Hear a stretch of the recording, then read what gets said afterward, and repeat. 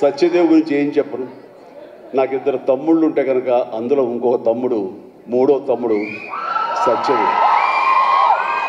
అంతటి ప్రేమని తను చూపించే ప్రేమలో ఎక్కడా కల్మషం ఉండదు. ప్రేమ అందులో నిజాయితీ ఉంటుంది, నిజమైన ఎమోషన్ ఉంటుంది. తను ఇందాక చెప్పినవన్నీ కూడాను అన్నీ సత్యాలు. ఎందుకంటే నాకు అతను చూడగానే అతనిలో ఒక స్వచ్ఛత ఉంటుంది సార్, ఆనెస్ట్, సిన్సియర్. అది మాత్రం చాలా అద్భుతం. ఎక్కడ కృతకంగా ఉండదు, ఇంప్రెస్ చేయాలని మాట్లాడడు, అనుకున్నట్టుగా ఎగ్జిబిట్ చేస్తాడు, చెప్తాడు. అది చాలా మనకి మనసుకు హత్తుకుంటుంది. నేను ఫస్ట్ టైం ఈ పాండమిక్లోనే ఒక సినిమా చూసాను. సినిమా పేరు నాకు గుర్తురాట్లేదు. ఏ సినిమాది? Bluff master. తన నేచర్కి వ్యతిరేకమైన టైటిల్ అది. సో బ్లఫ్ మాస్టర్ అనే సినిమా నేను చూసినప్పుడు ఆ తర్వాత ఇంకో సినిమా కూడా చూశాను వరుసగా. ఎవరి యాక్టర్ చాలా ఇంటెన్సివ్ పెర్ఫార్మెన్స్ చేస్తున్నాడు, టచ్ ఆఫ్ క్లాస్గా ఉంది. అండ్ మన తెలుగు మనిషిలాగా అనిపించలేదు. బహుశా అతనికి డబ్బింగ్ వాయిస్ ఇచ్చారు, ఎందుకంటే వాయిస్లో అంత రిచ్నెస్ ఉంది, అంత క్లారిటీ, అంత నీట్గా ఉందంటే మంచి డబ్బింగ్ ఆర్టిస్ట్ తోటి తనకి డబ్బింగ్ చెప్పించుంటారు. కాబట్టి ఎవడో బయట వ్యక్తి అయి ఉంటాడు, ఏ యాక్టర్, ఏ కన్నడనా ఇంకోటి అనిపించేది. అని ఎవరితో మాట్లాడుతూ లేదండి మన వైజాగ్ అబ్బాయి అన్నాడు. మనూరి అంటారా, మన వైజాగ్ అబ్బాయి అని చెప్పేసి అన్నారు.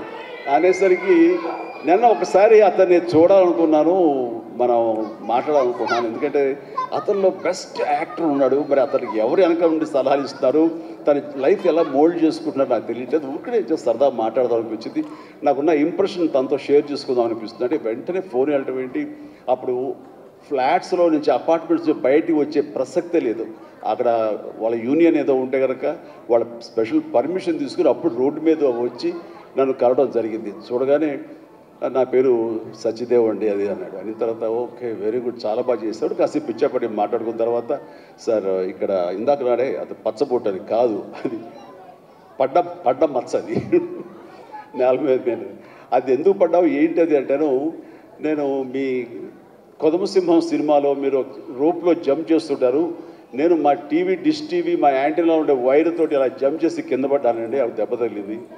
అయిన తర్వాత మీ ఇంపాక్ట్ ఎంత ఉంటుందని మీకు ఈ విషయం చెప్పాలి. దీన్ని కుట్లించడం కోసం మా నాన్నగారు హాస్పిటల్కి తీసుకెళ్ళారు. అప్పట్లో మత్తు గిత్తు లోకల్ ఇంజక్షన్స్ ఇవ్వలేదు. దాన్ని అట్లాగా నేను భరించలేక ఏడుస్తుంటే, అరే చిరంజీవి అయితే అసలు నవ్వుతూ అది కుట్టించేసుకుంటాడు అంటే, అది వేసిన 5-6 కుట్లు నేను నవ్వుతూనే ఉన్నాను, పెయినే తెలియలేదు. అది మీ మహిమ నా మీద, అది దాని ఇంపాక్ట్ ఉంటుంది.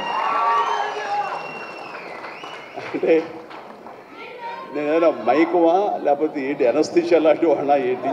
అండ్ తనకి అంత ప్రేమ, ఆ ప్రేమ మత్తులో ఆ పెయిన్ కూడా తనకు తెలియలేదన్నమాట.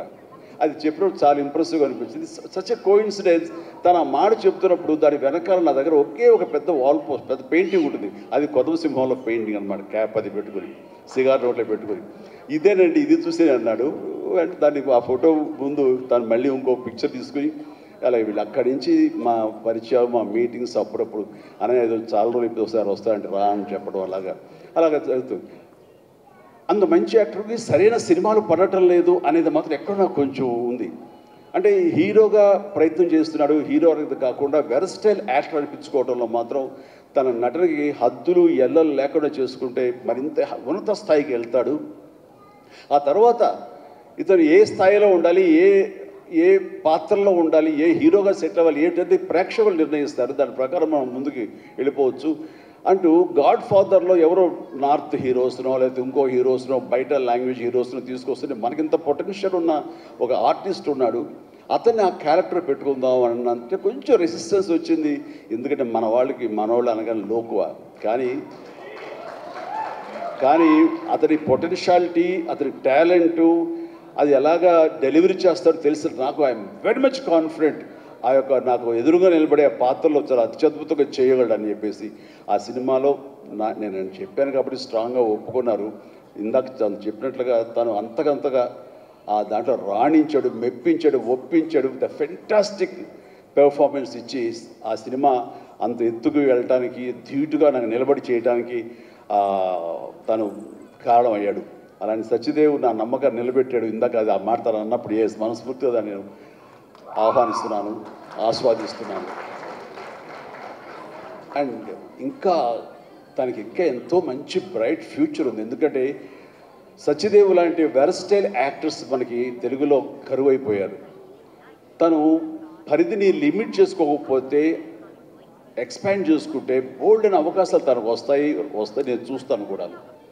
అండ్ అలాంటి ఈ సినిమాలో తను ఒక మాస్ హీరోగా కామెడీ తోటి చాలా చక్కగా సెటిల్డ్ కామెడీ తోటి ఒక యాక్షన్ తోటి ఈ సినిమాలో తనకి మంచి భవిష్యత్తు మళ్ళీ ఏర్పడుతుందని నేను భావిస్తున్నాను. అండ్ నా తమ్ముడుగా సత్యదేవ్కి ఆల్ ద వెరీ బెస్ట్ చెప్తూ ఈ సినిమా తనకి అద్భుతమైన విజయం చేకూరాలి. ప్లీజ్ గాడ్ బ్లెస్ రియల్లీ నిజంగా ఇంకా నేను మరింత ఎత్తులు చూడాలి సత్యదేవ్. చూస్తాను కూడా.